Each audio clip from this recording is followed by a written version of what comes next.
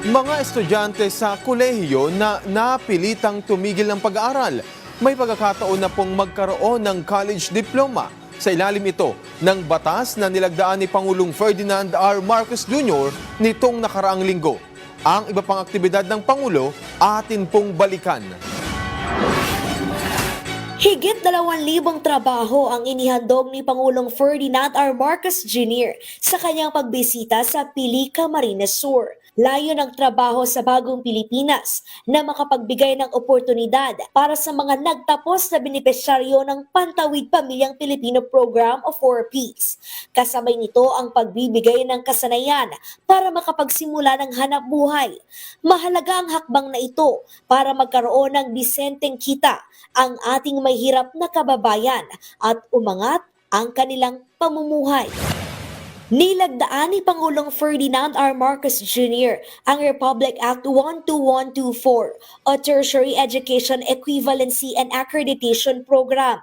Target itong bigyan ng oportunidad ang mga nagtatrabahong profesional na makumpleto ang kanilang college degree sa pamamagitan ng mga alternatibong pamamaraan. Binigyan ito ng kapangyarihan ang Commission on Higher Education o CHED bilang lead agency na gawaran ng equivalent college degree ang mga working professional na hindi kinakailangan dumaan sa tradisyonal na paraan ng pag-aaral. Inaasahang makapagbibigay ito ng career advancement sa mga nagtatrabahong hindi nakatapos ng kolehiyo.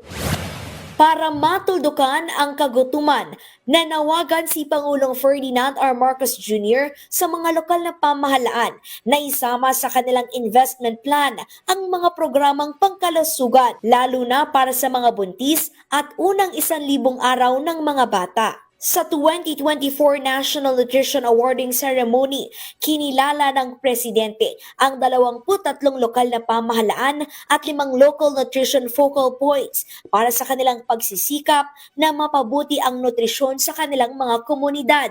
Tiniyak naman ni Pangulong Marcos ang patuloy na pagpapatupad ng Walang Gutom 2027 food stamp program at pinalawak na 4Ps. Kalezal Pordilia para sa Pambansang TV sa Bagong Pilipinas.